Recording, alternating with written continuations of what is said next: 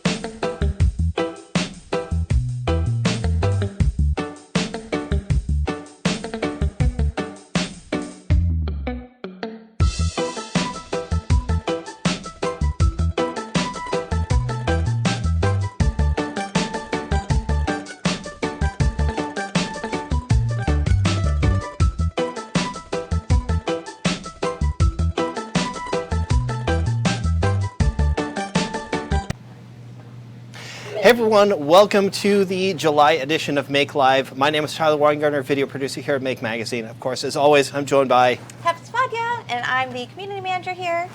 And if you're not familiar with this show is the show where we build projects live directly from the pages of Make Magazine. And of course, this series wouldn't be popular without our good friends at DigiKey Electronics. If you don't know who they are a electronics distributor based here in the United States. All of the components that you need to build this project, you can get from them there. They ship ridiculously fast. Basically, if you needed something tomorrow, you could probably still order it now, at least if you're here where we are in the West Coast. If they have it in stock, it probably will be on your doorstep. They're awesome partners to work with. They make this series possible. They have everything from single board computers, Raspberry Pi, Arduino and other microcontrollers, discrete components like LEDs and resistors and everything in between, both through-hole and surface mount. And they're also starting to distribute machines to make this stuff possible, like the Bantam CNC milling machine, a couple other things. Anyhow, they're awesome partners to work with. We couldn't do this show without them, so we want to start off by thanking them for making this show possible. So the project that we're going to be building this episode is the Raspberry Pi Skimmer scanner. Skimmer scanner. I can talk. I'm good with words. And this is a project that came out of, it came up, it's actually an app that was developed for both iOS and Android, and it was developed by Nathan Seidle from Sparkfun Electronics. We'll take a quick look at it in just a moment here. I'll get this camera up so we can get a close look at it. But basically, Nathan was approached by the local police department in Denver with a specific request that they were having a huge problem with credit card theft from gas pumps, which is a regular place where people install these devices called skimmer scanners, or skimmers, where they basically record your credit card data and then it can be sold to people who want to do bad things with your credit card on the internet. And so the local police came with these devices that recovered from these gas pump skimmers and said, hey, can you do anything that can help out here? And so he created this app, and pull it up on my phone in just a moment. Get this camera locked down here. Also need to get it in focus. And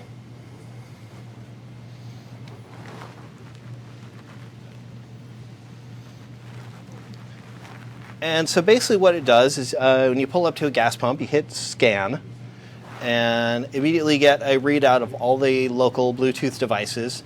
So basically it's doing a Bluetooth scan. And if it finds anything that it thinks is nefarious, it will then do a handshake with it, because it found that these devices all had a really consistent handshaking protocol, and if you send them a single character of data, it will send a particular data character back. And then it will confirm that, yes, it is one of these Bluetooth scanners. And then it would, yeah, and here we're safe. That's not surprising because we're in an office and the closest gas station is maybe at least half a mile from here. So it's no surprise that it didn't find any gas pump skimmers in the local area.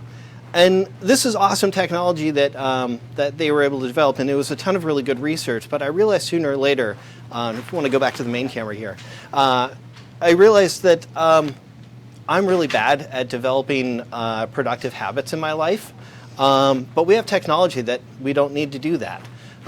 So I figured that we could develop a project that could live on a Raspberry Pi and basically actively scan every 10 seconds or so and warn you if you're going to be finding one of these devices. So you didn't even have to think about pulling your app out and scanning when you pull up to a gas station. So that's what we're going to be building today. It makes use of, if you count our skill builder on various microcontroller and single board computer displays, we're going to be using this guy, this little OLED display that we worked with last time. So that's where I'm going to start, is soldering this to our Raspberry Pi using the SPI digital interface, or SPI serial interface, I should say.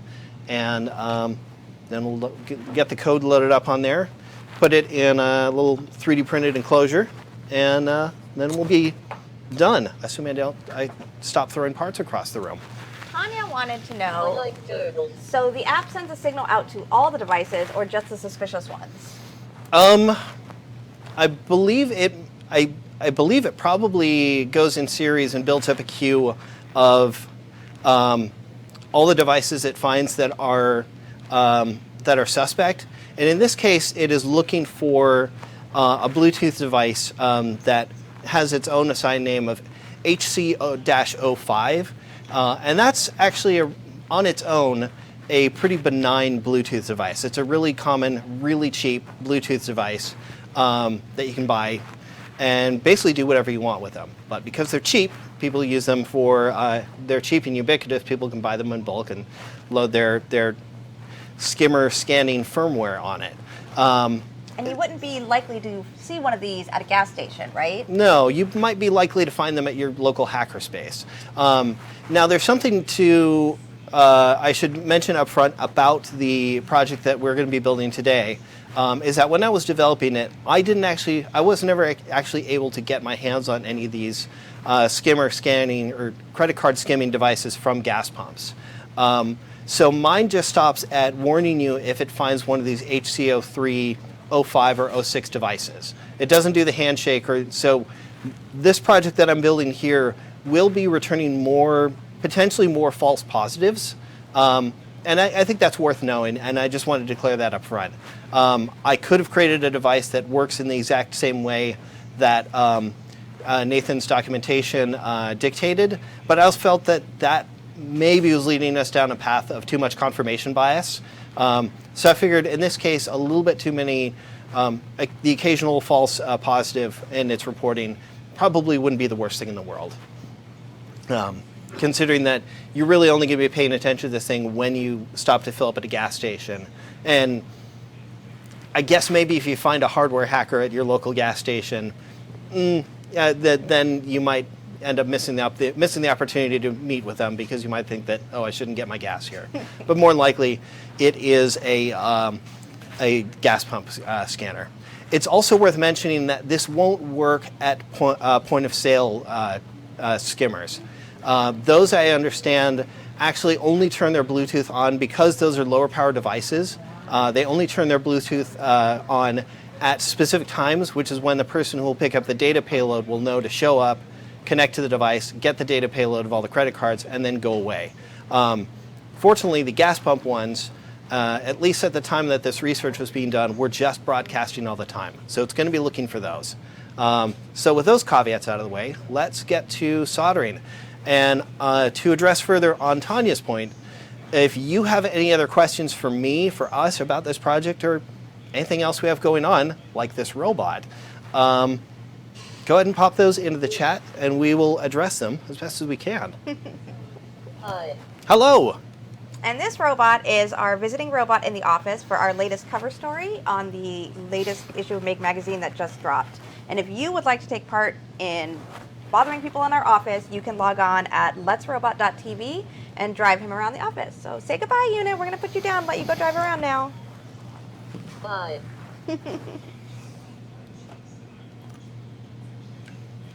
You can kind of get a view of our feet as we do this show.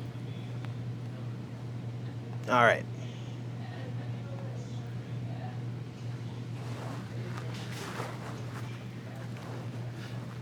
Also, shout outs to our lab intern Holden, who's also helping out with our video engineering today. But first, I will also ask him if he can hand me a one of the automatic wire strippers.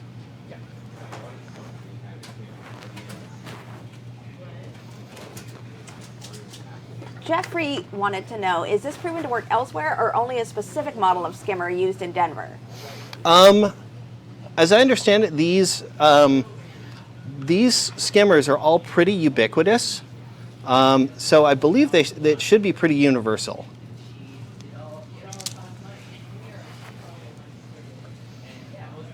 And I have eventually found, it took me a little bit, but I did eventually find a few devices around here in San Francisco, which is where we live and where this project was developed. There's still some money in there. And I also need to get my wiring guide. Although I know that I'm going to be going to definitely be needing a ground wire.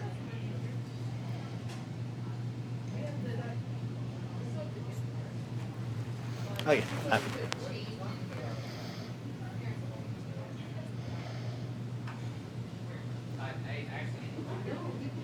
Nick wants to know on Facebook, is this the same project that was in the June-July issue? It is. And we can show you that issue right here. You can actually see the article in the latest, second most recent issue of Make. And it's also a project that is online, so you can also find that. We'll actually have it linked in the video description below, so you can get a link directly to it. So you can follow along and heckle me if I get any parts of it wrong. Pay attention to the wiring guide and tell him when he forgot.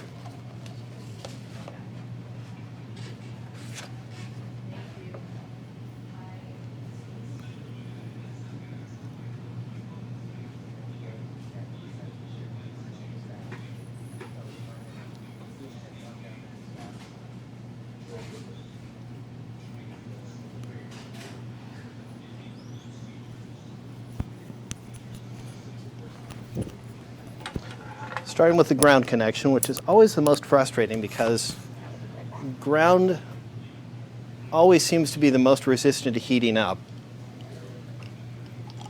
I believe, and I could be wrong on this, my hunch is that because ground basically behaves like a giant heat sink.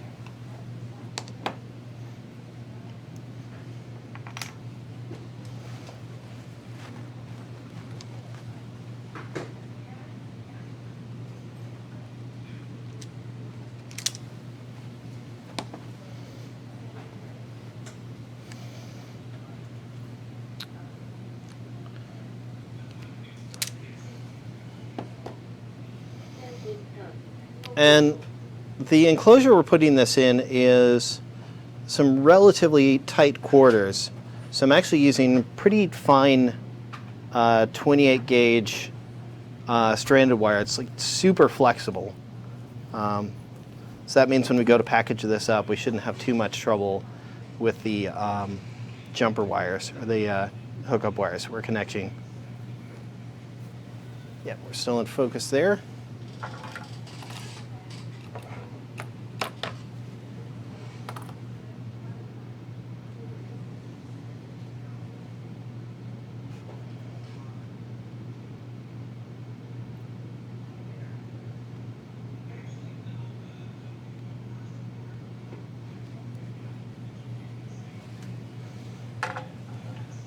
Nice tight solders.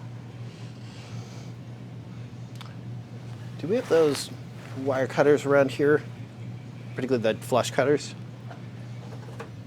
There we go.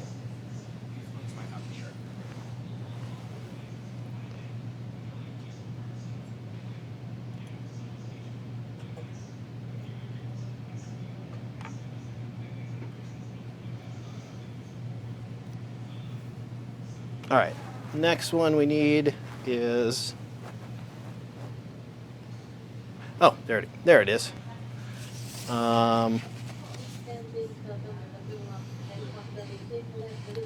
CS. If I remembered more from our skill builder on, I think it might be clock signal. Maybe? I don't know. A lot of these had a little bit of esoteric information about like what the different pins represent. This display in particular will also work on the I2C interface, which is a really popular serial interface for devices because it only uses 4 pins. It uses 2 for the data signal, well, actually 1 for like basically the serial clock sync, and another one for the actual data, and then power and ground. But SPI is a little bit faster, and I found it a little bit easier to work with on this project. But the tricky thing about it is you actually need to wire things correctly, which I almost nearly didn't do.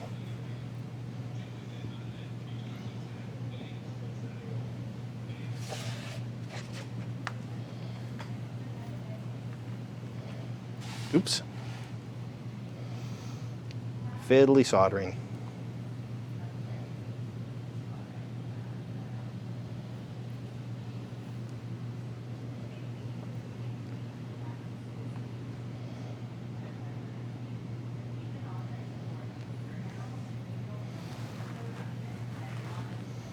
Lay this a little bit more flat to get a little bit more light on it.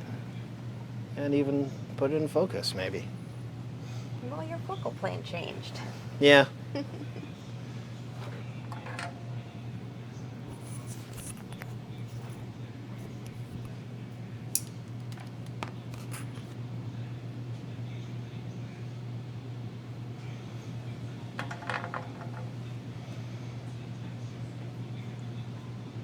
There you go. Is the robot trying to get into trouble? The robot got itself stuck under the toolbox, but he is Oh. now free. But that's the job of a robot. All right. Jeffy wants to know what Pi version we're using. We are using the Pi 0W. The code on here runs Python, and I mean it's not doing anything too computationally intensive, so it's nice to be able to use the tiny package of the Pi 0, and of course we need the W because that has the wireless chip on there that I feel like most people use for the Wi-Fi connection, but it also does Bluetooth. I originally approached trying to do this project with one of the Blue Fruit microcontrollers, but it turns out that those just don't have enough horsepower to actually do like a Bluetooth scan and do any data processing on it. So I needed an actual real computer for that.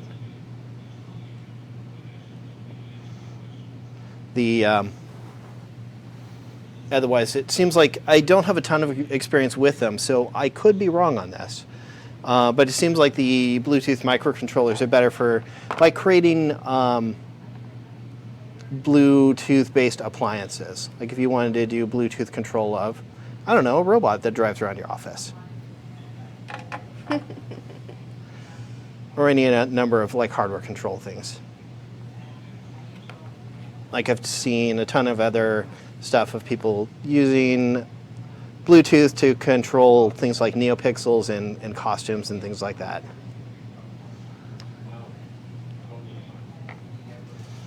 All right, and I have one other color.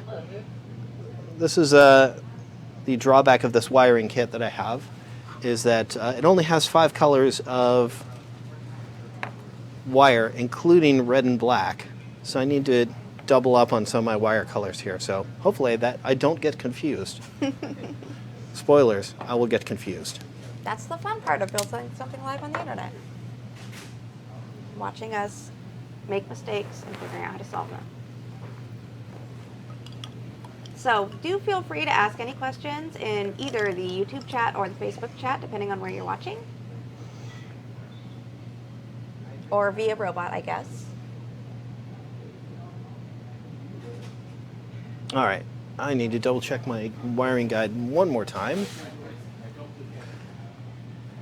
All right, so that's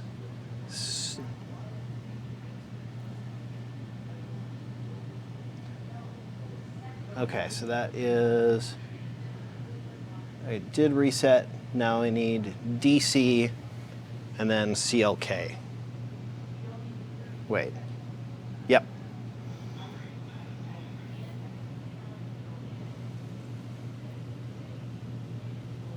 Tanya said that they used Bluetooth for remote control of stuff using a PlayStation controller.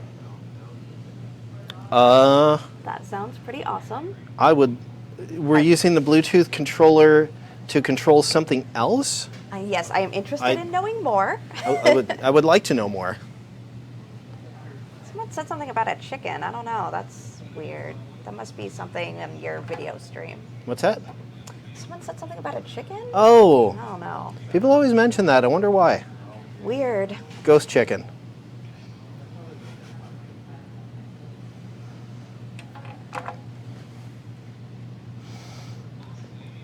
Yeah, I heard recently, and by recently I mean at Bay Area Maker Faire, which is actually not that recent. It just feels that way.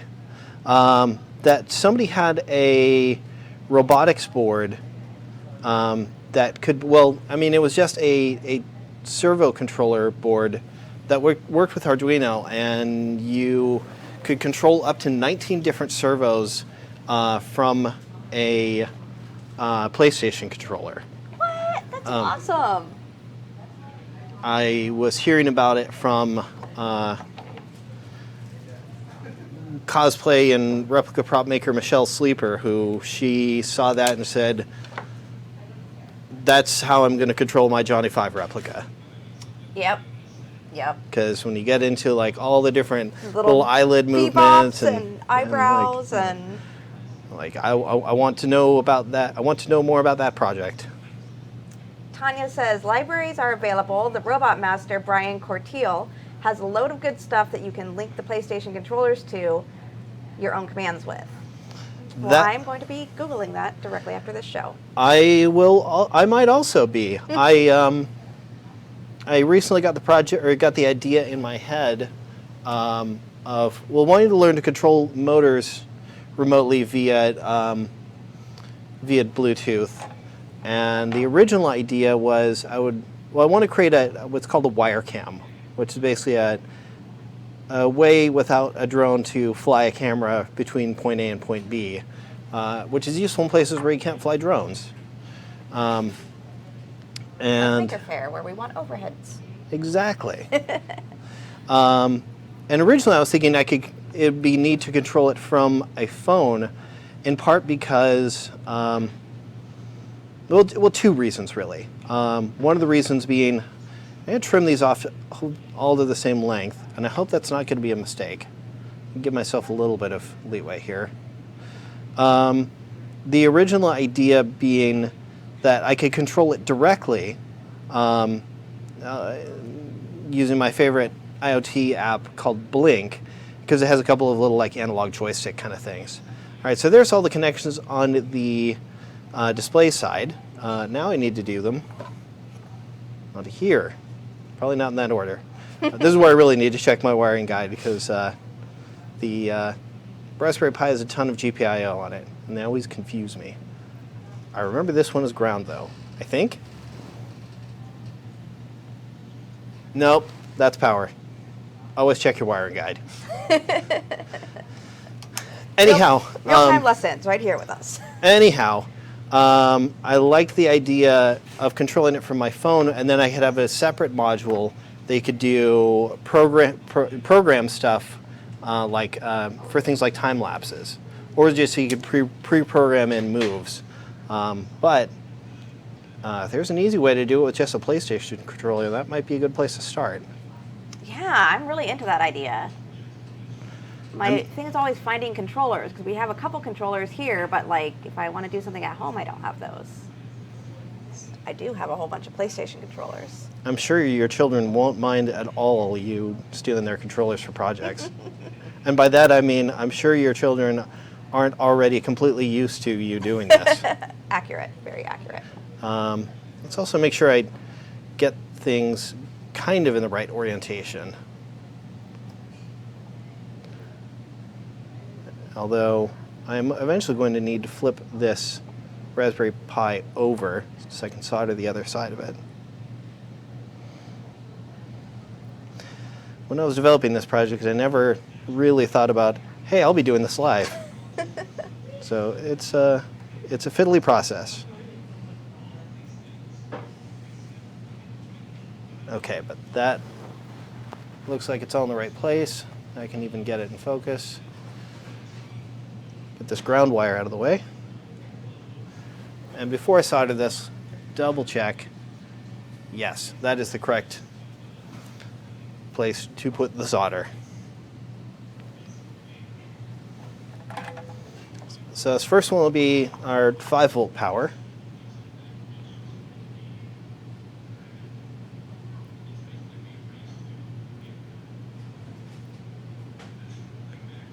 I believe this is 5-volt power. It doesn't matter because this display is happy to work on both 5-volt and 3-volt, or 3.3 volt. Ole came in late and would like to know what we are building. We are building a device that scans for credit card skimmers at gas pumps. It uses Bluetooth to, and it basically is a Raspberry Pi that is constantly running a Bluetooth or a Python script that constantly polls for a particular Bluetooth device that is ubiquitous, with a number of hardware projects, but because it is incredibly cheap and easy to deploy, it ends up in a lot of gas pump credit card skimmers.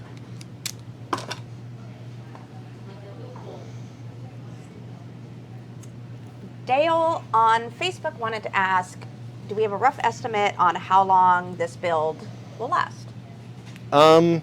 As in how long it will take me to build it? Yes. I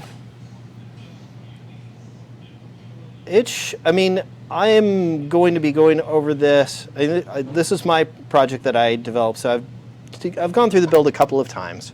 So I have a little bit more experience with it, although I imagine your soldering will go quicker when you're not trying to do a live stream and talk to people at the same time. 2 to 3 hours, I'd say. That seems like a reasonable estimate. The soldering is a little fiddly because, again, I'm trying to keep all these connections relatively tight so that when we put it into the 3D printed enclosure, it's not too bulky. Because that's kind of lame when you have nice, tiny components like this, and then it ends up getting bulky at the end just because of accommodating for your wire. So up next is our ground connection.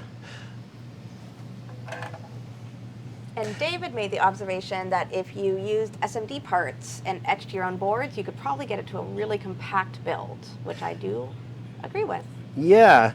I mean, if you came up with you probably could come up with your own pinout for this. And in fact, since then, I don't know if it's Adafruit or Pimeroni, but one of the two developed an OLED module that's just what they refer to as a hat for the Raspberry Pi. So it just solders straight onto these header connectors. Nice. So it takes all this fiddliness out. So maybe I could be nice and actually port this code to that. I imagine it probably wouldn't be too hard. That might be a good thing for a Rev 2. Okay, the next one is our,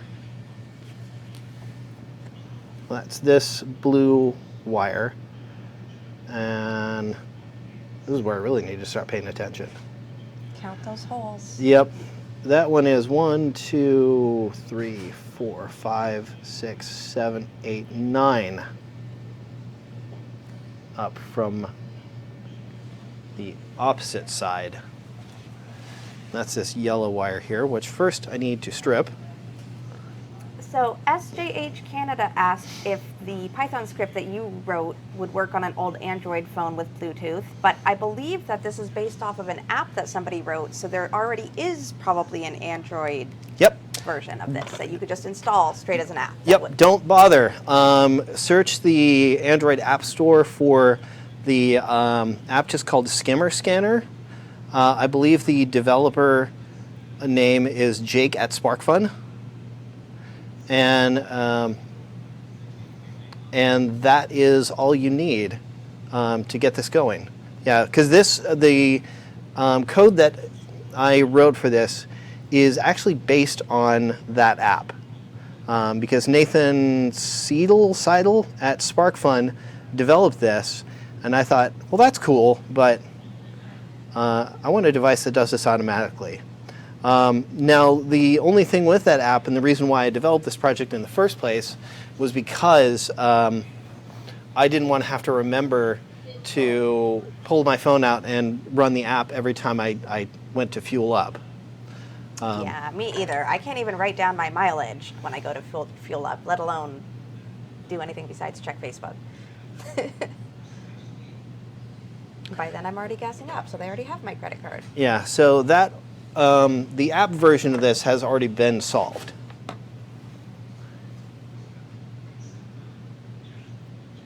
Zerpbot asks, what is the uses for a skimmer? Well, this is not a skimmer that we're making. We're making a device that looks for skimmers, because skimmers are the things that bad agents use to capture your credit card information and then sell it. So to protect yourself, they're sometimes hard to find because they're very well camouflaged on the pump. This device will just scan for the known Bluetooth signature that they emit, and when it sees that, it'll tell you, hey, I found something fishy. That way, you know that you can go up to the next gas station up the road. Yeah. Yeah, and if you ever want to feel yourself compelled to never, ever, ever pull out your credit card or ATM card again, there's tons of photo essays out there of just how hard these devices are to detect visually. And yeah, it's a nightmare scenario. And I believe David was saying earlier in the chat that you can try and wiggle them and try and find them that way, but we know that sometimes you're just in a hurry and you forget to do that. And this way you have a little device right next to your steering wheel that's like, hey, maybe go up the road. Yeah. I don't even know if that's the case anymore, because like the point of sale ones, there's a pretty famous video out there of it's like three guys working in a team. One of them and they'll show up like regular customers unrelated to each other. One of them asks the clerk, hey, can I get some batteries or cigarettes or something that's in the locked case behind the store? And then the other one pulls a thing that looks exactly like the point of sale card reader and basically slaps it directly over the existing one, and it gets installed in like under 15 seconds and looks identical to the original one. So yeah, this is a tiny defense against our nightmare future.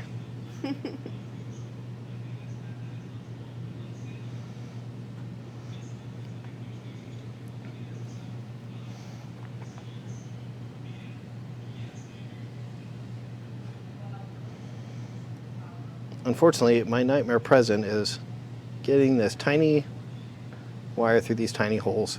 largely from the underside. I know more experienced solderers are yelling at me about how I should have tinned my solder leads first. I wasn't going to say anything.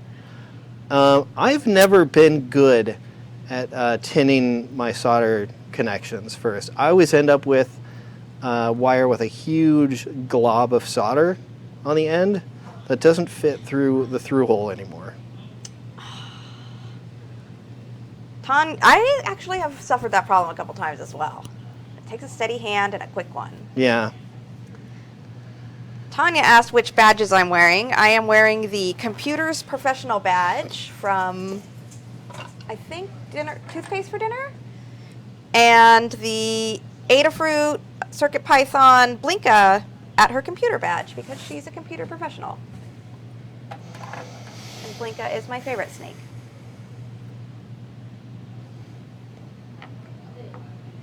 Glenn Jones asked, so when they're skimming, is the Bluetooth signal being received locally? The Bluetooth signal actually has nothing to do with the act of skimming for credit cards at all. What's actually happening is, the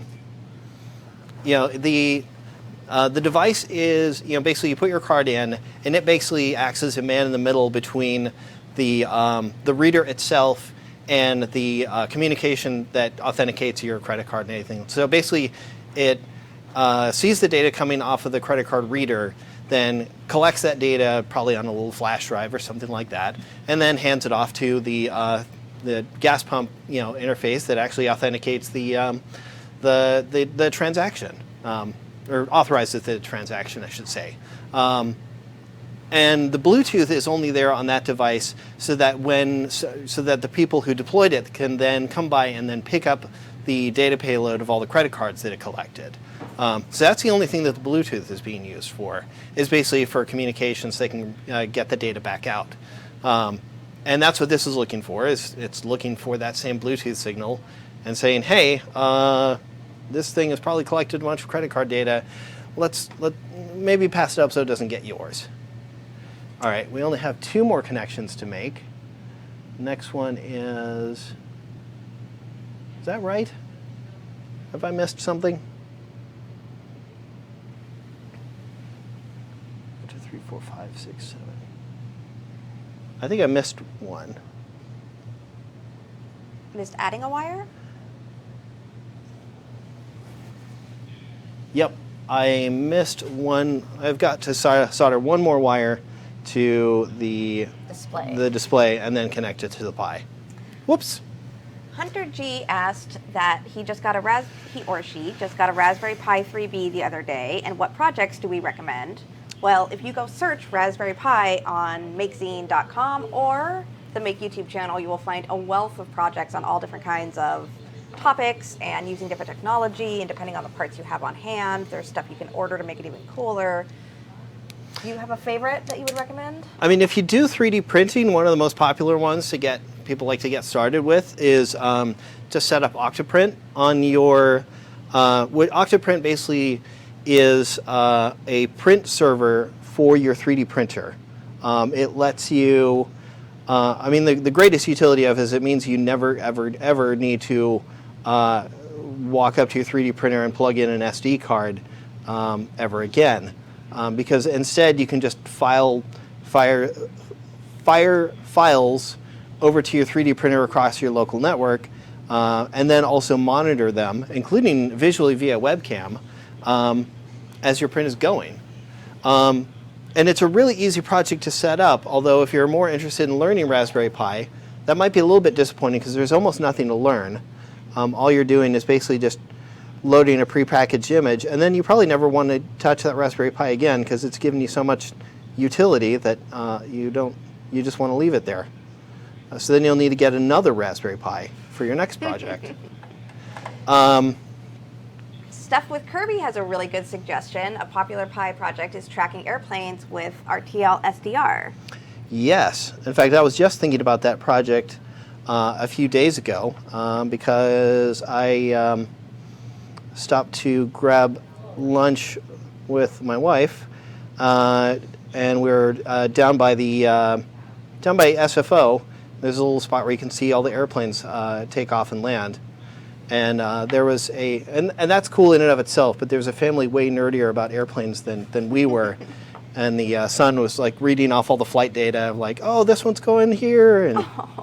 And yeah, and I was immediately thinking of that project. It's a really neat one with a really neat result. A long time ago, we published that one using the Beagle bone, the Beagle board. I remember that one. All right. I think it's in issue 44. In fact, I think that's where I think we were at where you went to do the photography for it. Oh, probably, yeah, right down by SFO.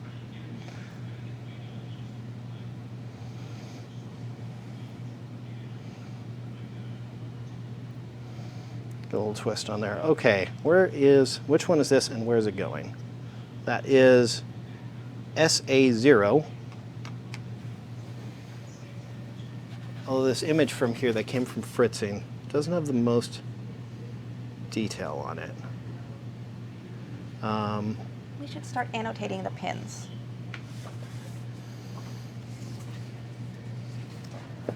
That one goes one up from my last connection.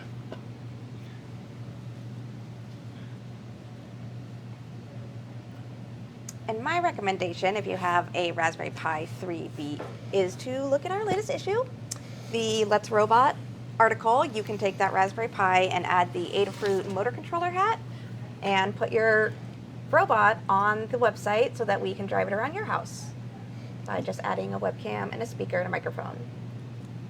Other fun ones and other ones that we've done on this show is you can create, if you have a pretty sizable media library, you can also set up media serving software called Plex. I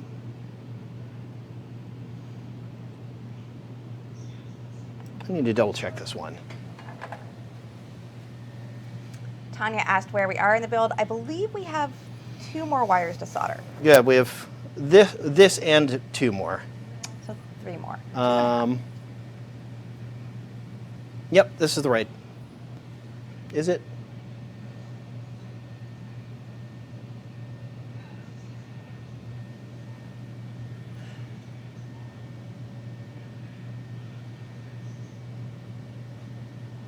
No, I almost made a grave mistake. Always triple check. Zertboss Bot asks if this device will be pocket-sized, maybe wearable. You could wear it. This is intended to be mounted with like double-sided tape or something, basically next to your steering wheel on your dashboard, so that when you drive up to the pump, you just look over. It tells you either we're cool, you can see in this photo, we're cool to go, or this gas station is a little sketchy, you might want to go on to the next one. The only thing that prevents this from being a wearable is internally it doesn't have a battery. It just has a port at the bottom that gives access to the micro USB power input. So if you were going to be using it as a wearable, you would need it powered by like one of those portable phone charger batteries or something like that. However, I want to reiterate that this has a little bit of limited utility as a wearable because this only scans for the credit card skimmers in gas pumps. That's because those have a tendency to broadcast their Bluetooth signal all the time. The ones that are in point of sale, because they're lower power devices, only broadcast their presence at and activate their Bluetooth network at at like scheduled times throughout the day. So you'd only be able to detect them during one of the scheduled times. That's not very useful. I wonder if they use a rolling date and time method too to keep from it being regular. I was just wondering about that because that means they must have some kind of microcontroller that has access to time libraries, so it can actually know when those things are, or know when those events need to be scheduled. All right, our next one.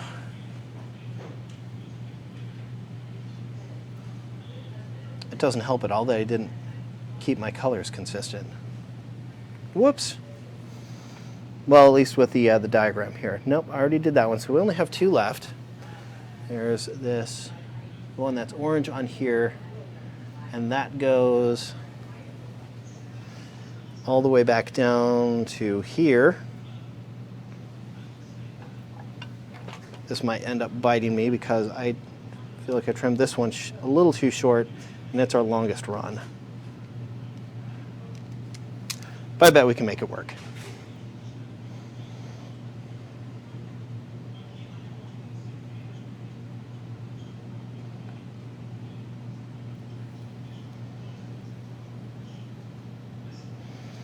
This is where I need to actually unclip the pie.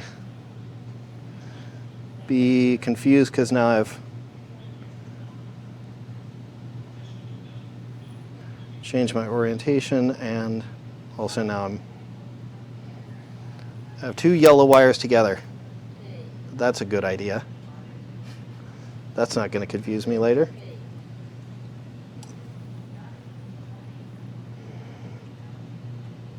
And a reminder for those of you watching, if you want to drive the robot around our office, you go to letsrobot.tv, and he's called Unit on there, and you can go come and yell at our feet while we're doing this live show and make it even more exciting for us.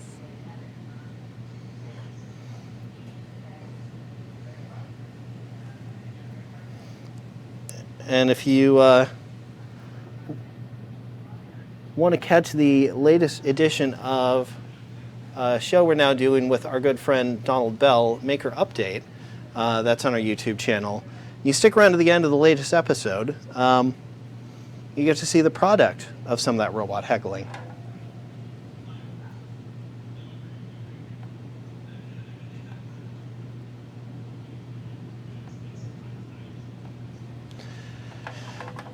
All right, one more connection to make.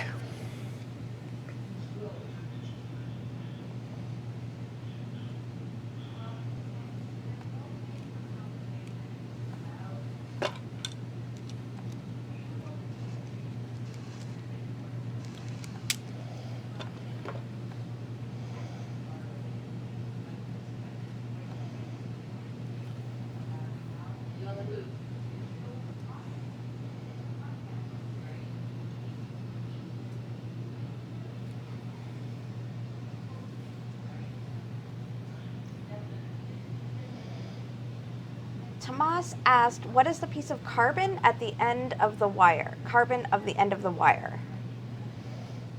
That I'm not sure. It might just be an artifact of the video. It should just be a straight wire. Piece of carbon. Or maybe he meant the solder joint? He or she. I apologize.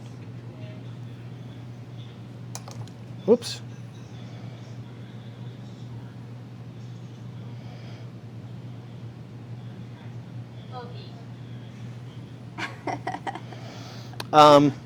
Now, if you notice, if you take a close look at this Raspberry Pi, you'll notice there is a little bit of black marks near the solder holes, and that's because I wasn't sure if we'd be able to get another Raspberry Pi Zero in time for this live stream. So I already had this one soldered up for one of these displays, so I just desoldered it. Then, sometimes when you do that, you end up scorching a little bit of the. I'm not sure if that part is the solder mask, but whatever the plasticky top layer on a PCB is. Yeah, I think it's solder mask at that point. That's a term people use.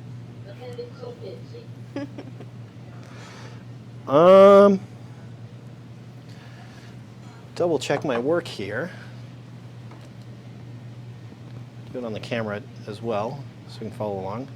I'll even get it in focus. These all seem fairly solid, and I think I have them connected correctly too. But we'll know in a moment when we get the software on here.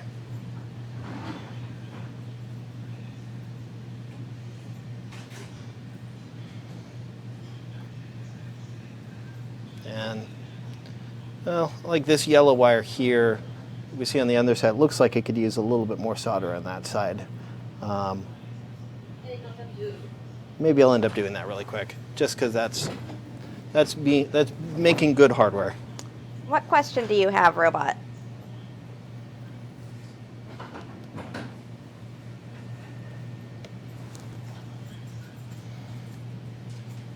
My name is Justin. Hi, Justin. Your name is Unit. Hi. What you doing today, Justin? I mean, obviously you're watching me add a little bit more solder to the solder. The cam is pixely. That didn't go to plan. Oh no. Yes, the cam is a bit pixely here because we don't have great internet in this corner of the office. It's okay. Now how to get my way out of this one. I told Skimmer in his office. Ryan, I kind of miss when the robot called me Ryan.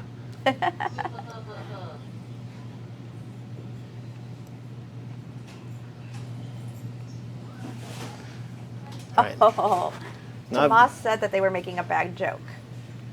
a bag joke? A bad joke. Oh.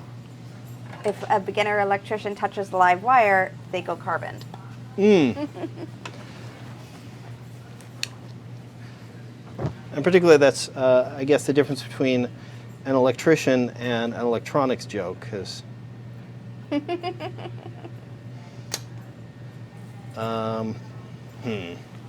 is where I feel like I might want to go get my good solder sucker, because it actually does a decent job at extracting solder. Unfortunately, I made the mistake of needing to desolder one of the most now inaccessible solder connections, at least not without Lots of contortion. doing more harm. Stuff with Kirby asked if the robot could pass the butter. It could, but it never wants to, so it basically would just knock the butter onto the floor. Also, I don't think we have any butter here. We have no butter in the office. We've asked it to pass things. It does take coffee cups to the kitchen very well. And Hidden Hand asked, can Raspberry Pi run elementary OS? I'm not familiar with elementary OS, but it runs what I would say as natively is Raspbian, and then there's other distros that you can install depending on your needs.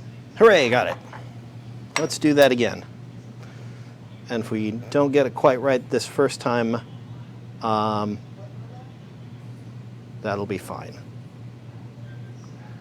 Let's get it to the right connection.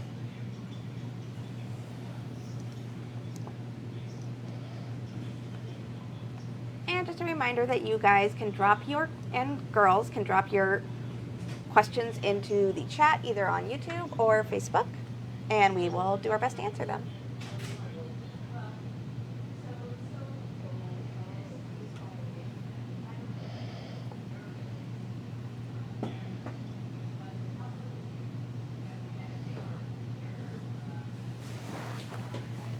Okay.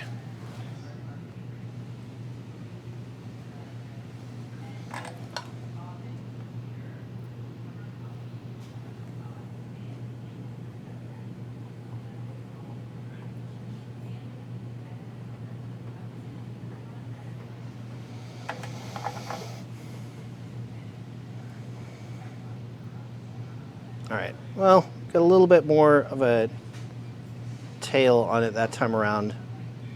You can see it here, it's this, get a pointer.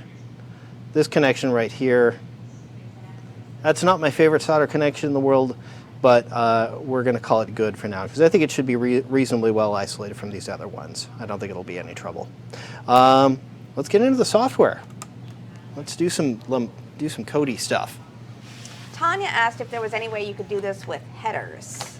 I don't think so because of the way that this the interface on this board works. But as I mentioned, there has since been a hat that connects directly to the headers. That's an OLED display, and I am now considering the idea that I should just port this code over to making use of that hat. So it just makes this project easier for people to execute. Because this is a little bit, as you saw there, a little bit of a pain in the butt of soldering. If you want that, it's a good project to practice your fine soldering skills. But if you don't, maybe I should make a fork of this project that makes use of those displays just so you can solder them directly to the headers. For much of the rest of this, we're just going to be on a computer here. So we're going to connect to this guy via SSH.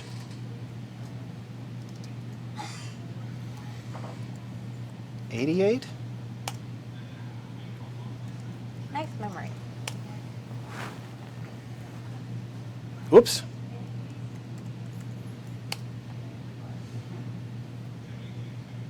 It wasn't 88.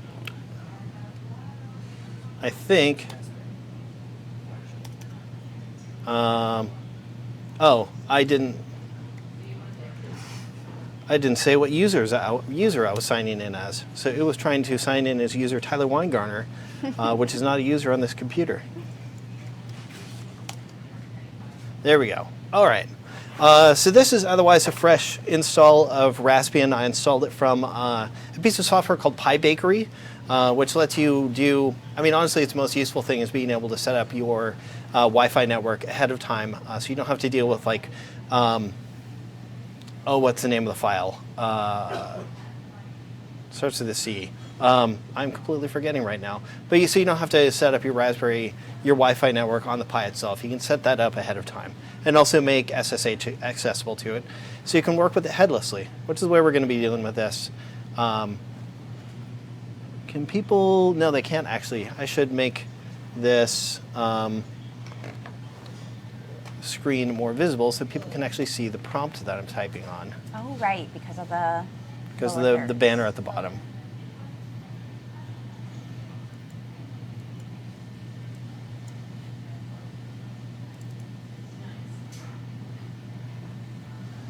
How's that? Oh, it hasn't refreshed yet. I'm going to pull this up a little bit. Yeah, there we go. Perfect. That should be fine. All right, and one of the things I think is missing from the article, and I get emails about this all the time, is this very critical first step for setting this project up, and that's going into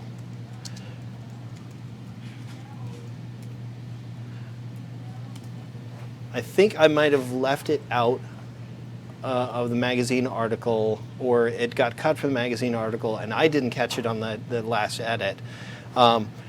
But you need to go into interfacing options, go to SPI, and turn this on. Because if you don't do that, it won't actually you won't ever be able to talk to the display. And while you're compiling stuff for the display, you start getting weird errors because the SPI interface isn't enabled, and it's just a big mess. So when you're building this project, go here, do this first.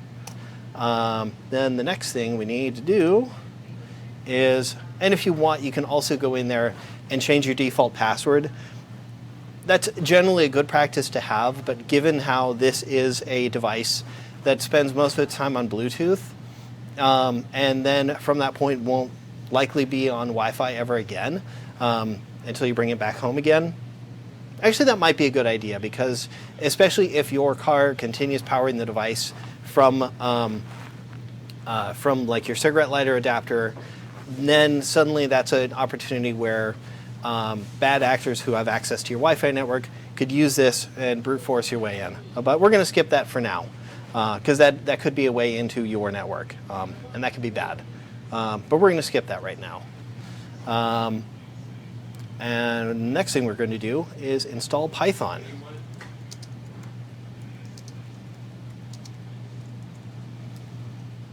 Which this is a full Raspbian configuration. So we already have Python. And we also need a package for Python called Python pip, which is basically like a package installer for Python. And we already have that too.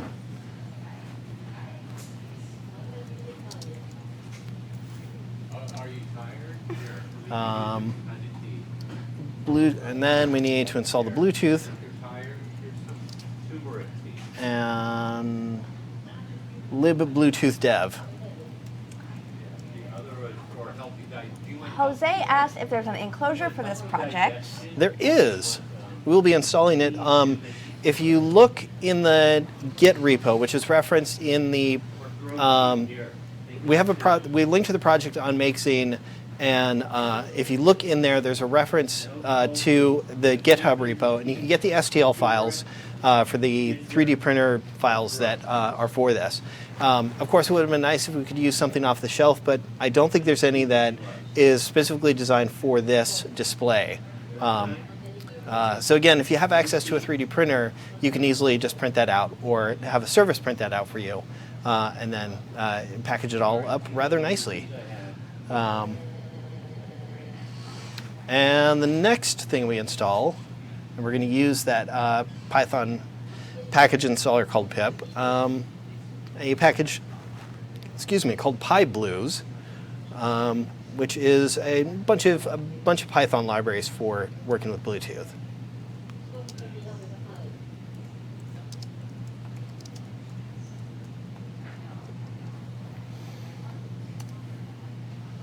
I'm being a little bit distracted because we're overhearing the robot heckling our CFO. He's demanding different teas and for our COO to pick him up and give him a kiss. Oh, ooh.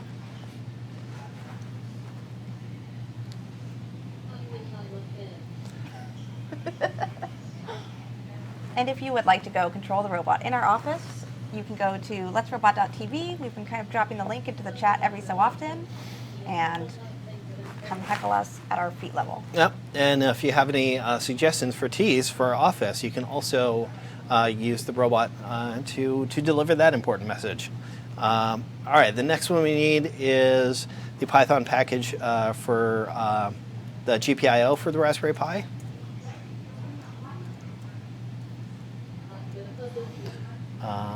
RPI.gpio. Yeah.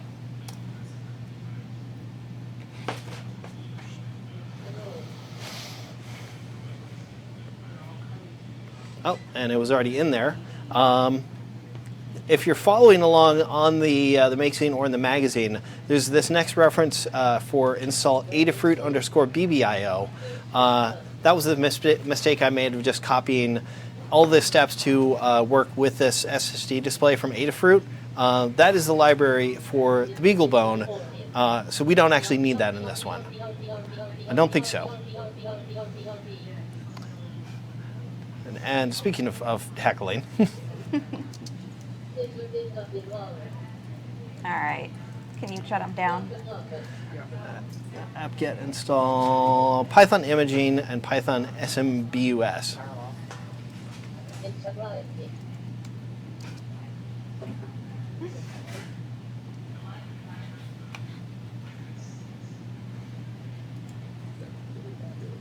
That's interesting. Did I lose connection to my Pi? Maybe?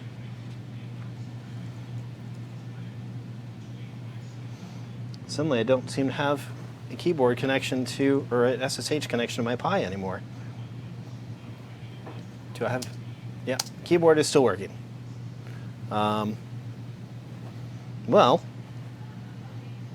just restart the Pi and start over again.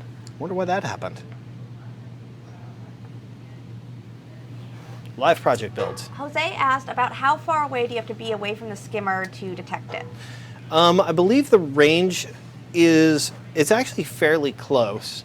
I want to say it's probably about 15 to 20 feet, which if you're working in meters, I would say that that's 5 meters? two and a half, That's like 4 to 5 meters, 4 to 6 meters, about there. All right.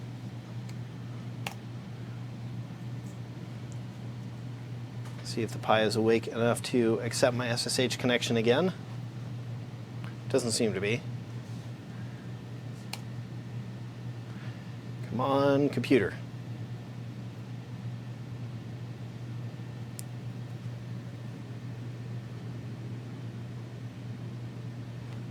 Yes, we turned it on and off again. The Raspberry Pi, to the person in the chat asking. Yes, Jose, to drive the bot around, you need to sign up for an account on the website and log on. But right now, the bot is off because it was heckling a little too hard. I didn't think it was actually too bad. Interesting. What is this Raspberry Pi trying to do to me? Could something have corrupted SSH in the install? It's unlikely, but not impossible. I guess the only option there is we'd need to Grab a monitor? reinstall. Well, I guess we could grab a monitor, but we still need a Wi-Fi connection for it. Or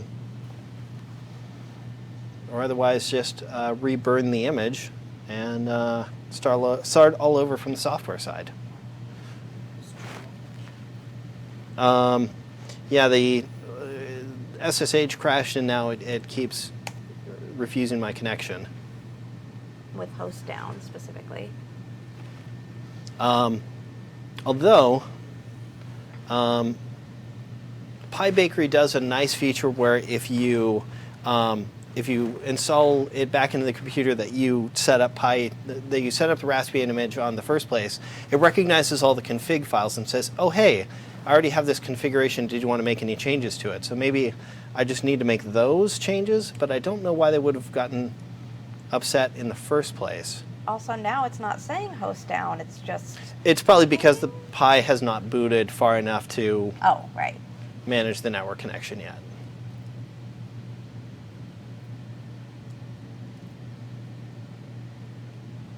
I wonder if something caused it to change its IP address. Got my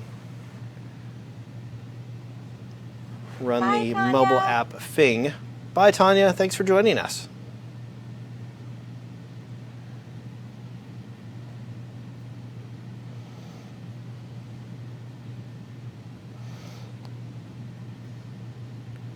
I think it might have changed IP addresses, which is weird. Weird. But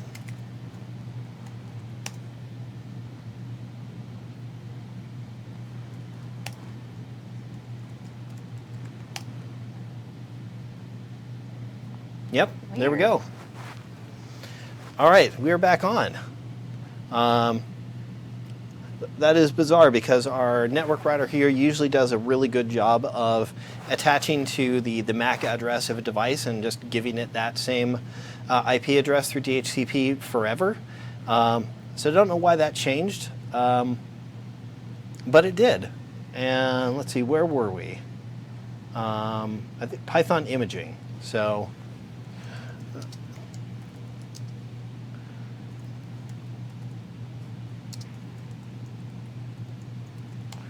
Python imaging and Python SM bus.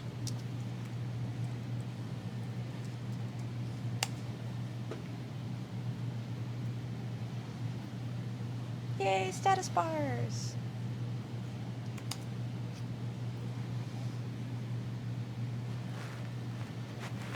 And just a reminder, you can drop any questions you have into the comments of Facebook or the YouTube chat.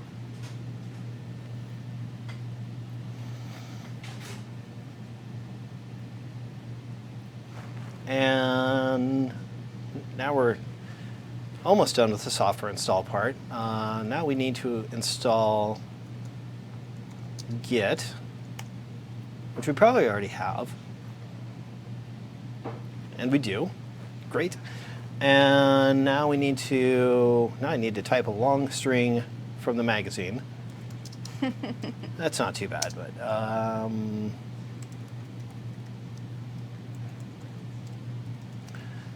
github.com/Adafruit.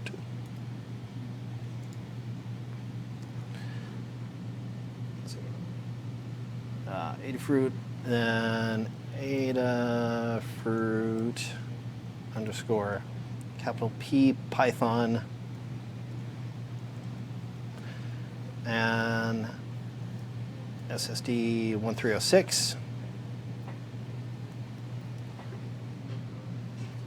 .get. And this is the Adafruit library Git repo for this OLED display that we're using.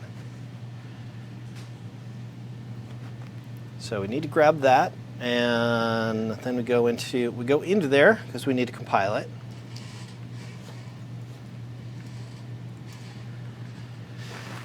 And then we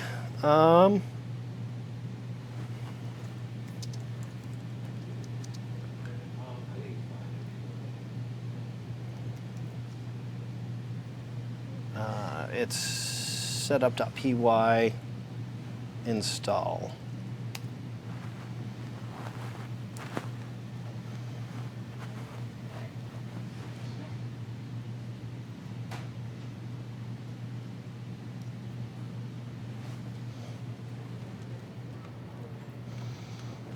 And after this installs, we can probably fire this up and take a look at some of the example libraries that they have in there. I believe there's one with from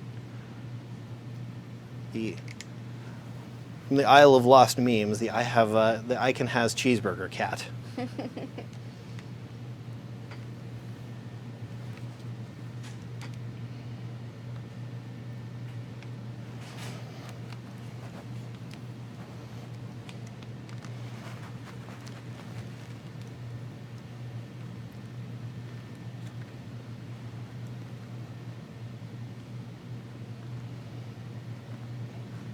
Get our camera back on that OLED display so we can use it when. All right, so that's installed. Let's take a look here. What are we looking for? Examples.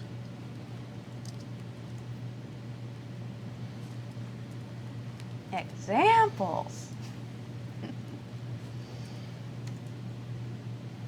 Let's see. Whatever Happy Cat OLED is. I believe that is an. I believe that's an image file, or like a bitmap image file. But we'll get to that. Let's take. I believe that is called out by this image.py script, and I think we need to do some declarations of the size of the image, the size of the image that we're using. Only use the SPI, Raspberry Pi pin configuration.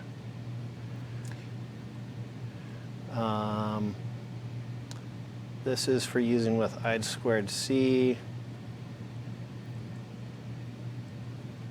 Yeah, we need to uncomment out this one. I think that's all we need to do to get this to work.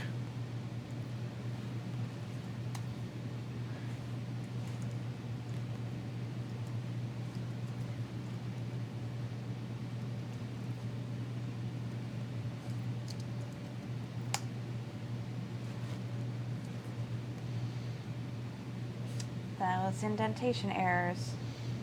953. What is the problem here? I feel like this is consistent. I mean, maybe maybe I didn't quite do all the declaration stuff correctly here. SPI is SPI.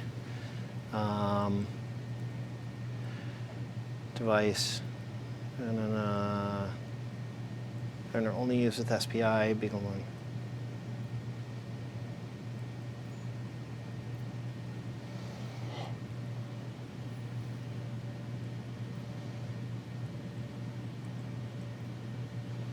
I feel like that error is consistent with what I was telling it before, or what I was mentioning before, where if the SPI interface isn't enabled, it will throw errors that look like that.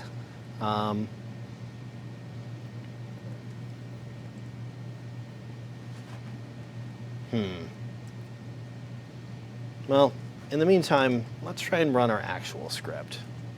Maybe that'll be nicer to us.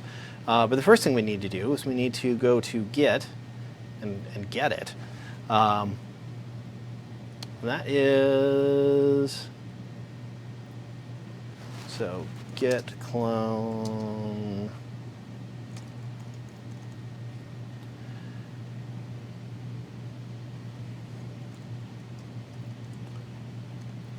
/ photo resistor.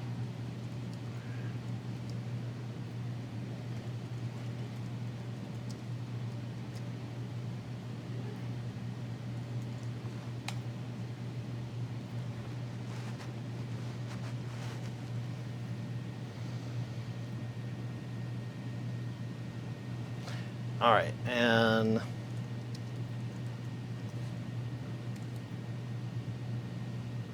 now we just do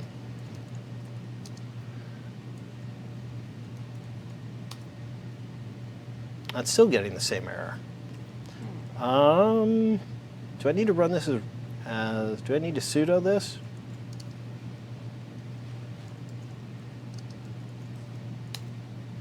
No. Right, import Bluetooth, no module named Bluetooth. Was that where it failed? I wonder if that is where it failed. And that might be why the Wi-Fi dropped too, because doesn't it share the same chip? So apt-get install Bluetooth.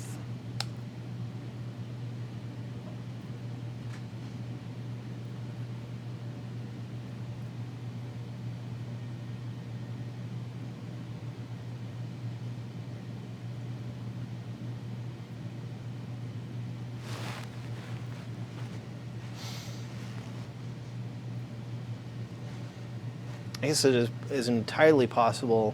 I should also make sure I got this lib Bluetooth -dev.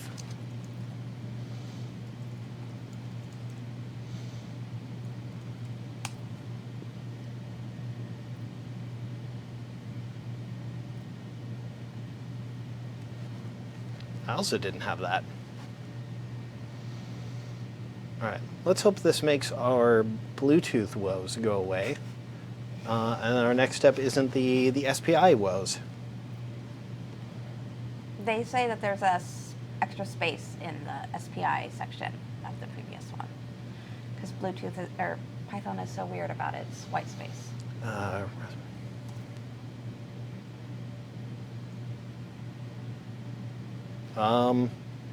No, we did that part. Unless somehow I need to get, like, PyBlues didn't install correctly because I didn't have the Bluetooth stuff installed. I was gonna, nope, I've run out of. Pesky history limit. There'll be more when the till is empty. I know you will. Sudo pip. Thank you.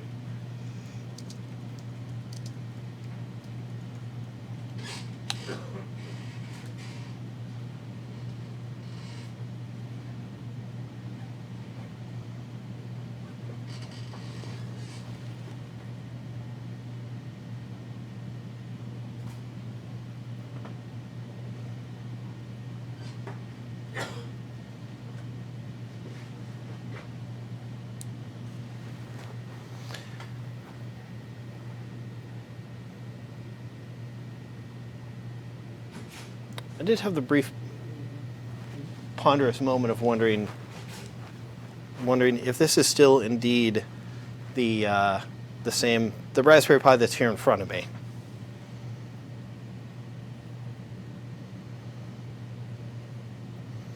It might not be. That would be fascinating.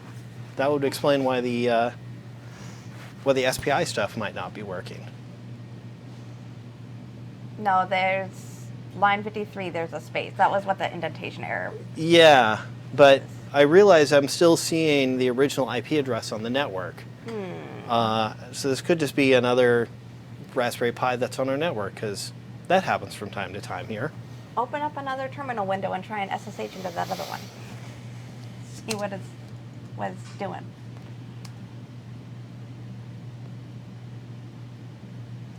Oh, I need to. New. Just Yeah.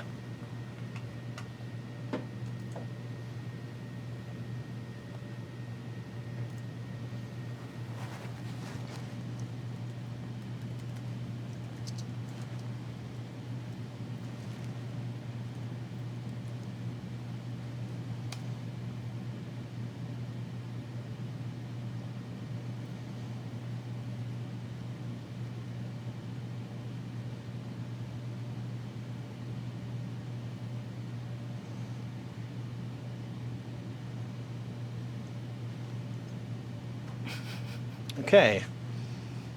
Getting some very bizarre, getting some Raspberry Pi spookiness here. So now that seems to be just pretending it doesn't have a network connection.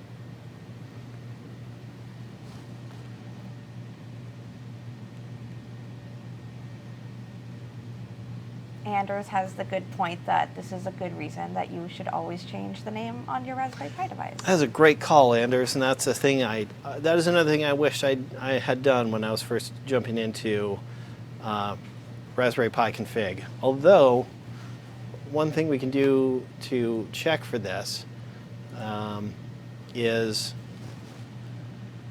we can go Check the SPI stuff. check to see if the Yeah, this is the wrong Pi. All right, so Well, that explains that part. Yep. I wonder what Check this. its uptime. How do you do that again? Uptime. That's a conveniently. It says it's been up for 15 minutes. Yeah. That's not quite long enough. Well, here's the other thing we can do: is we can power this device down, power this physical device here, and see which connection drops. We know it's line 53, guys. Calm down. we have weirder problems than right now. All right, so I'm gonna pull the power on this Pi Zero in front of me, and Type LS. oh nope. Wait.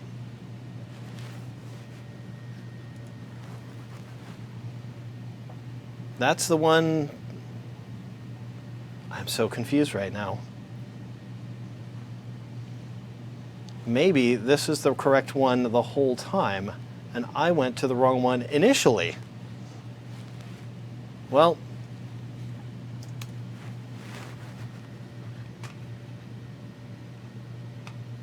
okay.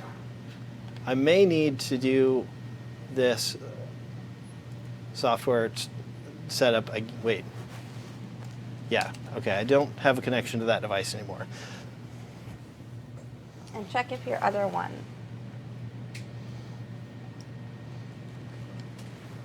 The other window, see if it did anything.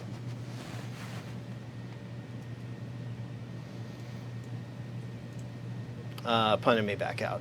Okay. So, Check and see if that one is still online as of now. Oh, wait, you plugged it back in. yeah.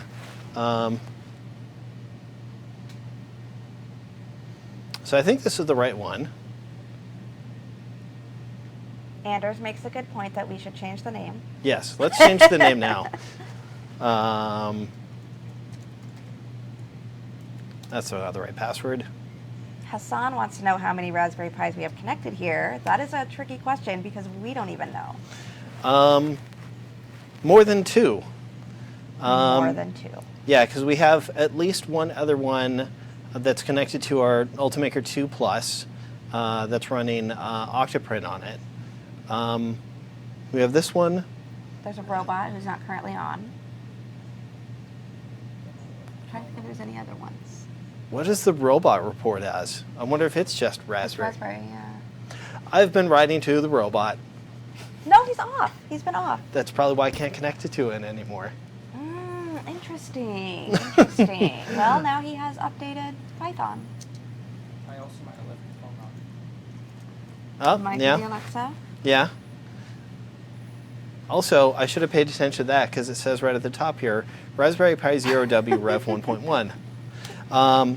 So this, It's enabled now. that's enabled. That doesn't necessarily, now we need to go, let's go back into the Adafruit library and see if we can get that, get the display running again. I may need to, well, I should also, so we installed, we know Python works, we know pip works, we did Bluetooth, PyBlues, and then we also need to make sure we have GPIO.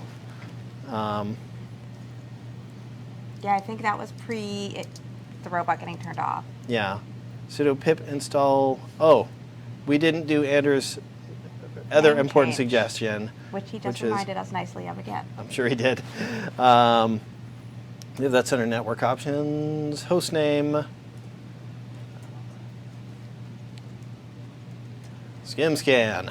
Nice. Okay. We should actually do a reboot so it re-reports under that name.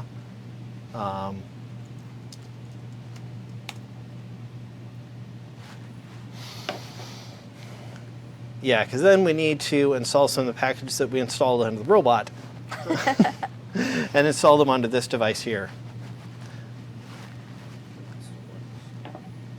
And yeah, that's a good refresh of some other really good Raspberry Pi housekeeping of change your host names, make your life less miserable.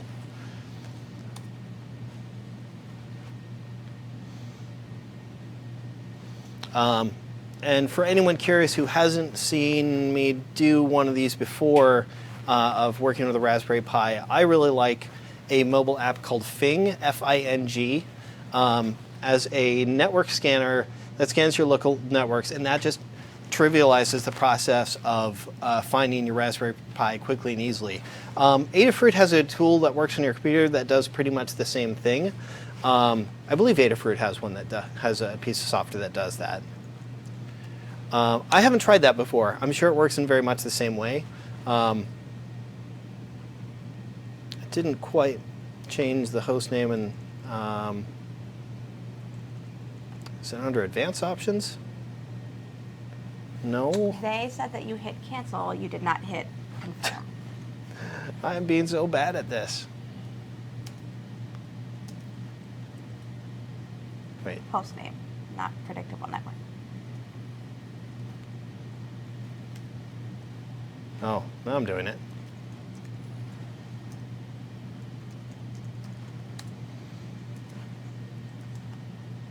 Host name.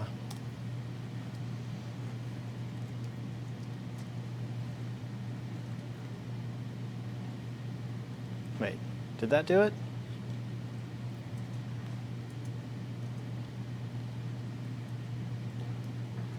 Yes. Yes. Thank you for your patience of me being bad at Raspberry Pi. Anders says that if you rename all of your Raspberry Pi devices, you can actually use the machine name to SSH in. SSH pi at machine name.local, because it will work with Linux and Mac machines.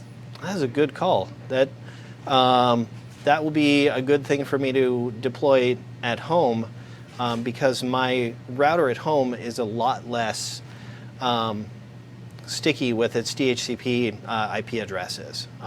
If I reset the router, chances are it'll scramble all the addresses of the Raspberry Pi in my house. Yeah, and for the robot, it would be helpful because to find the robot on SSH, I just SSH into everything I can see on the network until I find the robot software. Since I also have about 5 Raspberry Pis on the network at home. I'm only up to 4 at home.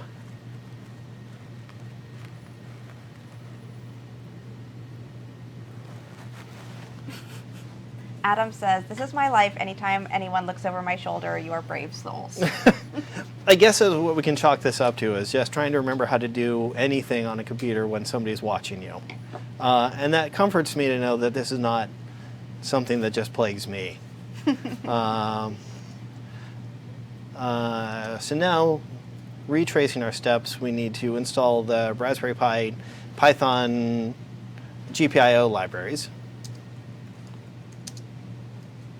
Install has 2 L's. RPI GPIO, yep, that's the one. Hello to Suzanne and Sean, who are joining us on Facebook, and said hi. Hello.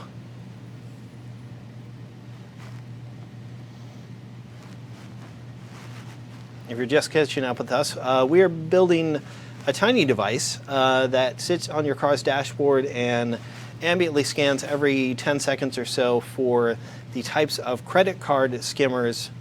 Okay, so that was already in there. The kind of credit card skimmers that live in gas pumps. And through some network blundering, we're kind of retracing our steps and crossing our I's and dotting our T's to make sure we have Make everything. sure all our packages are installed nicely. Are you guys broadcasting? We are broadcasting. Live? Yeah. Yep. This is Nora Nora. Hi, Nora. Hello. You're a visitor to our office. from Rio. Yeah. Good luck. Thank you. Okay.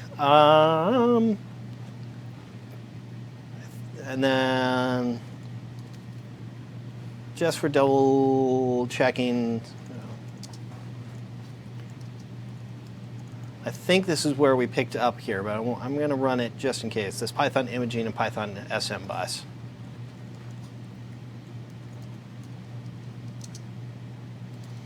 Imaging starts with an I.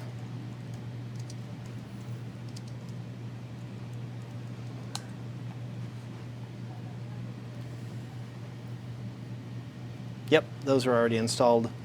And I think from here we've already done all the good stuff. So now let's first go to the Adafruit library. Into our examples.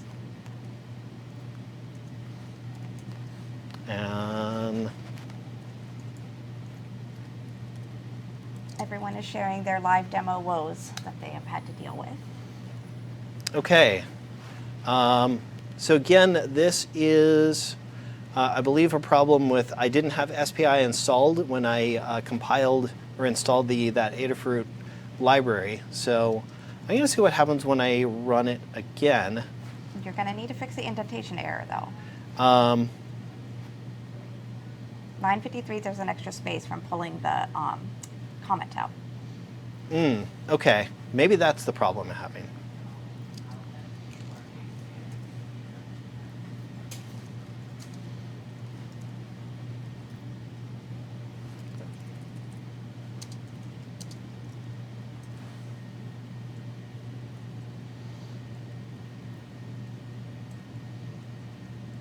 Yep, that's what everybody's giving me a hard time about, is that extra space. Python is very, very specific about how it wants white space handled. So that is almost always my error. And now we can see on this little tiny little display, Holden, if we could switch to it. Oh, yeah, sorry. That's all right. We've been on that code screen for a while. We have our tiny. Cheeseburger cat. So we know our display is working. We know our soldering is working. Now the only thing we need to do is make sure that our Skimmer scanner code is working. So go back out to our root folder, or our home folder. Fourier89 says that they have a few Raspberry Pis, but they would trade them all for some pecan pie right now. I can't find any fault in that, but I don't know if you've ever had Raspberry Pi. It's really good. Really good. I would trade a Raspberry Pi for some Raspberry Pi. Yep. And now we see our code is running on our little OLED display here. So if you see there, you see it says scanning, and there's a little animation that you see every time it does another scan. It just increments the little ellipses there. And as I mentioned, we don't have any gas pumps within range of here. But just so we see what's going on, I have hilariously named my phone to be, I may need to go into my device name settings, to HCO5, and within a moment, actually no, I need to, Maybe go back to the code screen first so that you can see the that when it is looking for through its scans, that's where it is giving you your ellipses. yeah. As it iterates through further scans. And if we could go back to the scanner display. Oh, Nice, nice. Holden is leveling up his video editing skills here. it was showing just a moment ago. Maybe I need to be on this screen of my phone for it to be actively broadcasting. So I did just see the warning there. Yep, there we go. No, we need to drive to the next pump. Or at least get away from my telephone. All right, so the last thing we need, well, two last things we need to do is we need to change this so that it runs as a, so it runs on boot, because right now it would just only run whenever you type in that Python display. So the first thing we need to do with that is make the make this script executable. So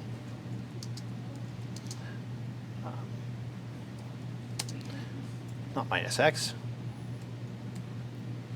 plus x to res pi skim scan, and then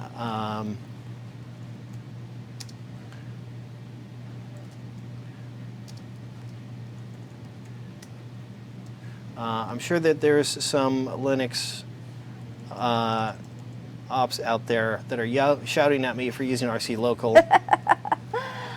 And I honestly don't know. I mean, there's a million different ways to get something to load up at boot time on the Pi. I know that RC local is one of the least favored. I'll be honest, I don't know why. Do you know why?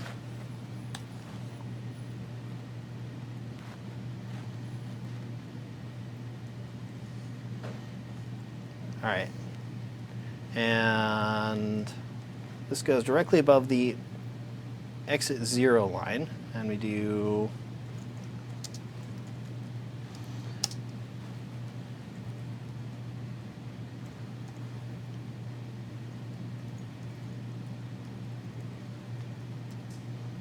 Hassan wanted somebody to explain the concept of gas pump scanning in the device for people used to another gas pump paying system.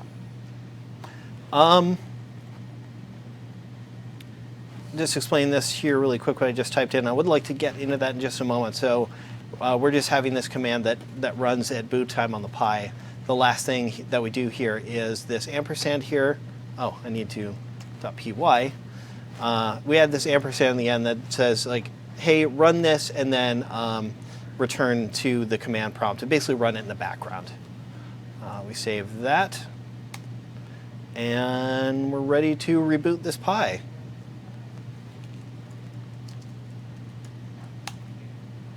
And that's our software done. Regarding,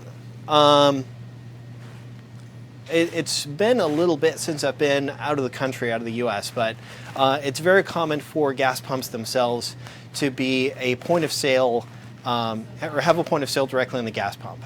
So you slide your card in, you generally do something to authenticate it. Oftentimes here in the US, you put in your zip code, which is basically our local postal code, as a way of making sure that matches with your credit card, and then it authorizes the purchase. I believe these became such a target for people who install these credit card skimmers, probably for a number of reasons. It's old clunky hardware that already shows tons of signs of abuse, so it's hard to necessarily detect signs of tampering. And also, they aren't necessarily monitored by, I mean, gas stations are typically staffed here by maybe one employee, and they're in the office. So basically, they have a lot of easy access to these machines to install this hardware. And I mean, maybe they might be paying attention to the closed circuit cameras, but there's a lot of reasons. And also people just, when they stop to make a purchase at a gas station for some fuel, they just want to put their card in, authorize the purchase, fuel up their car, and get back on their way. And they're not being too concerned over, hey, is anybody trying to steal my credit card? So these devices work as what's referred to as like a man-in-the-middle style of attack. So it is a device that sits between the credit card reader that actually reads the magnetic stripe, and then that would then hand that off to the tiny brain inside of the gas pump that then authorizes the purchase. So this intercepts that data on its way to the tiny brain, records it and stores it, and then it has a Bluetooth network that it generates that people can connect to it, the people who deployed the skimmer, to then download all of the credit card data that it's collected. So that's how these devices work, and it's that Bluetooth network that this device is looking for. I believe this should have rebooted, but I want to unplug it and power it up again just to make sure. Actually, we'll do that after we install it into its enclosure, which is what we'll do next. I think I need to get a little bit more room here just so you can see this actual install happening.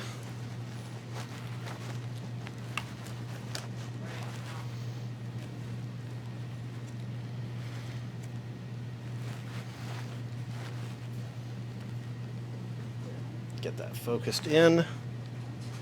And I think the thing I didn't do was actually bring the correct screwdriver. I also need to remember which orientation this goes in.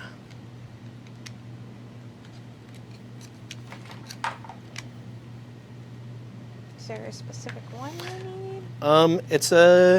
Nope, it's the other way. I believe it is a 2mm Allen wrench. I have no millimeter Allen wrenches. Great, I have.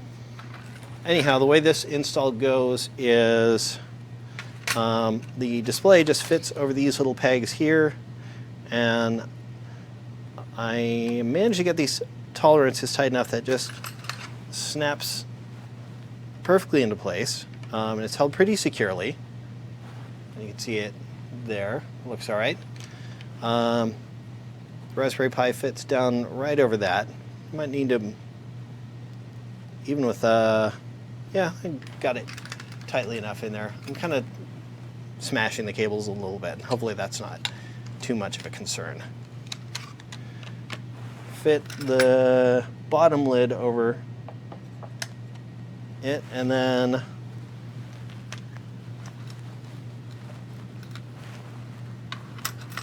Might be one of these. I think it's that silver one. No. Try this one. This one might also be too big. Then if not, this is my next smallest. I think that one is going to be too small. Too small. Holden, would you mind running to get my? Yeah, so That's going to be way too big.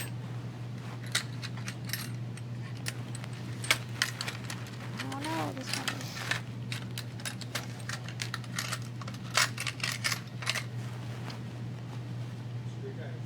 Yeah, this is the whole screwdriver kit. This one? I think that's the same as that. I'm going to jump off camera for a moment here.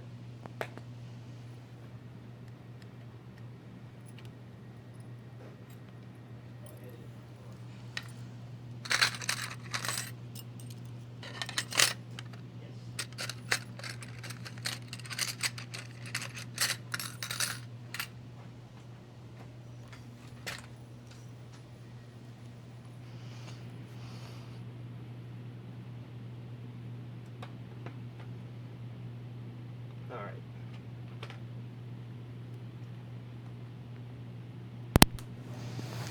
Get the mic plug back in, and it's a 2mm. That's not the right one, because that's the 1.5.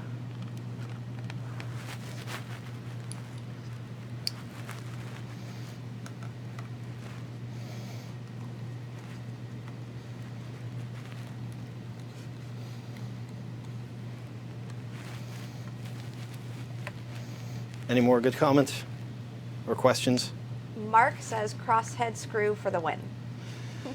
Oh, I do not like crosshead screws. Yeah, I find they strip extremely easy. They strip extremely easily. It's way too, and I think that comes largely from user error, because it's just easy to, instead of considering the actual size of the screwdriver you're using to screw it in, people use one that's either too small Or too giant. and that Wrecks it. just wears out the screw head, and then just turns into a mess. I have a strong preference for Allen head screws. You know, you can either get them in the sort of button head style with a sort of rounded top. Here I'm using these that have the cap screw, so it's this kind of cylindrical cap head, which are a little bit harder to make tidier insulations out of. In this case, I just had to create these little recesses so they would sit flush with the bottom of the device. Stuff with Kirby says it looks like it was printed on painter's tape sad face.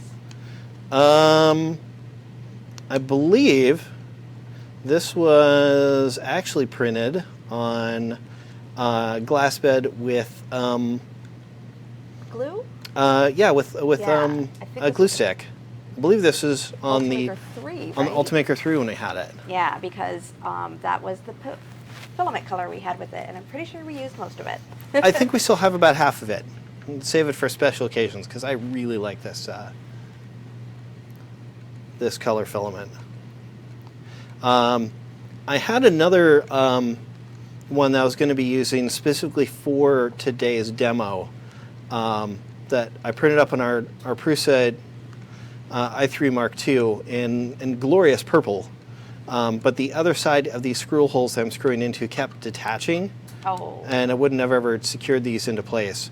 I never actually tested this design on printers other than the Ultimaker. I mean, I also printed up on my Ultimaker 2 at home, and it printed up fine. So maybe I need to revise some of the design stuff. But there it is. Yay! And let's power it back up. Ross Potts suggested next time to design really tight pegs and holes to mount it by press fitting, and that's a very timely suggestion, as I believe it was only yesterday or the day before that we had an article on designing press fitting 3D printed parts on Makesy. My only trouble with press fitting parts on 3D printed things is particularly with, I mean, I guess I need to look at some of those design choices. I always tend to opt for the sort of peg and hole approach, which tends to lead to you're able to install it the first time. I also print a lot in PLA, and when you try and take it back apart, those pegs tend to shear off, and then you need to print it again before it will install again. So we're just waiting for this to boot back up, and then hopefully in a little bit we should see our scanner interface again. There we go. And there it is. And so now it's happily scanning again. It is worth a little bit mentioning that you know, this display is kind of small. I mean, if you compare it to my thumb here, it's, well, compare it to my thumb when I'm not creating all the glare on the screen. So it might be a little bit hard to read. If you followed along with our display skill builder last time, or get to where we're talking about these displays, I played with different font sizes and things like that. But the nice thing is, when it actually finds a offending device, you get a big block of text on the screen. So if you mount this somewhere within your eye line when you're driving in your car, it's really easy to notice. In fact, let me pull out my phone again, and we can show that off.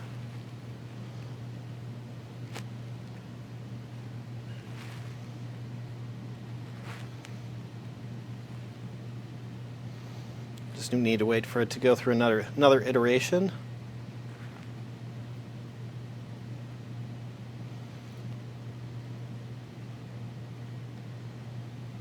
Come on, find my phone. Stealing Apple's Find My Phone app, or Find My Bluetooth scanner. Yeah, there we go. And so that's pretty easy to notice if you have it within your peripheral vision in your car. It's pretty easy to see. Of course, I've had some other requests for this project that people have asked me to do, like add a red light, green light sort of interface to tell people whether they should be stopping a gas pump or not. I've had some other people offer that, when they find an offending device, it'll play a sound on your stereo. I think that's a cool project. I've asked them to update that when they get that working. This is just a starting point for this device, and I can't wait to see what other things that people build with it. But that's going to do it for our broadcast for today. Of course, I want to once again thank DigiKey, who for making this video or this live stream and this live stream series possible. Again, if you're not familiar with DigiKey, they're an electronics distributor here in the U.S. and every part you need to build this project or any other electronics project you need, they will sell to you and will ship to you quickly. You can often get devices on your doorstep the very next day, and that's everything from Raspberry Pi, microcontrollers, and other single board computers, Arduino, and all the Adafruit stuff, all the way down to discrete components like LEDs and resistors and everything you need for your next project. They sell it and they'll get it to you quickly. They're awesome to work with. We couldn't be more grateful to them, and you should check them out because they're awesome, and they're really empowering and serving makers and makers of electronic projects is super important to them, and we can't thank them enough. But that's not all we have going on. We also have the latest issue of Make Magazine that just dropped. This is technically the August-September issue, but it will be out on newsstands on the 24th, which I think is in a couple of days. I don't actually know because I have no idea what date it is. It is the 19th.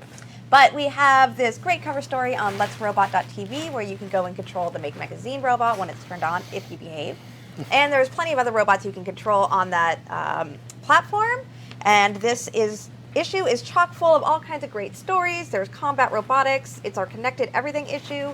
So there's things about the search engine that hackers use to find open connected hardware for them to attack.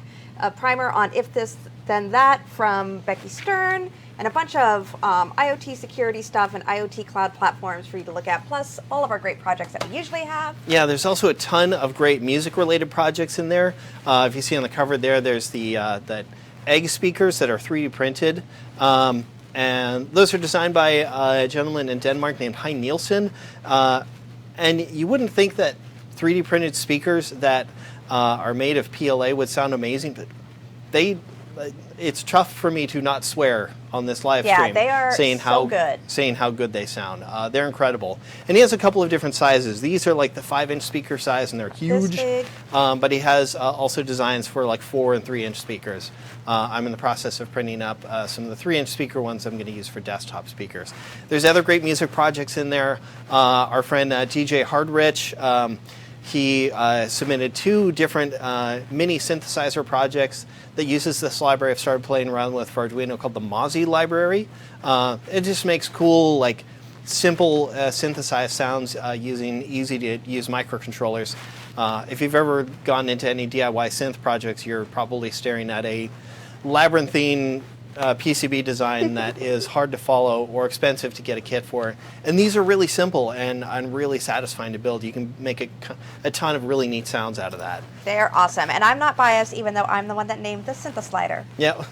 We also have this great project by Tanya, who was previously part of our audience on the YouTube live stream, which is the RFID nails, where you can tag on and off the bus. You can see when your credit card gets activated. It's a really cool project. It's got some really cool tech in it. We recommend you pick up the whole issue. Yeah. It's an awesome issue. I'm super impressed by it, and we hope you pick it up. Yeah. And otherwise, other things we have coming up, obviously there's Maker Faire New York happening towards the end of September. If you are in the New York area or willing to travel to there, either get your tickets for that, or we still have the Call for Makers open. I believe there may be another round of Call for Makers opening shortly where you can try and be an exhibitor, but you can always try and email the Maker Faire team and get in at the last minute if it's already closed. So, come by, show off your stuff. or get your tickets and come say hello to us, because we're going to be there and we want to see you there. Yay! And with that, I think it's time for us to come to an end. We will be back next month with another episode of Make Live. We hope you'll join us then. Thank you for joining us with all of our hilarious Raspberry Pi bumblings on this episode. And we can't wait to see what you make with these projects or anything else you make. So tag us on social media. Yeah. Anyhow, take care, and we will see you soon. Now remember what I told you. Yeah, don't make eye contact. He takes it as a personal challenge. Hello? Pat? Yes. Can I get a, He'll take a Raspberry Pi 3. No pie for you. Told you. Hey, but I did hear this new deli. I can go pick up the sandwiches. Don't be held hostage by the board order. Go to digikey.com to find thousands of boards in stock, all ready for immediate shipment.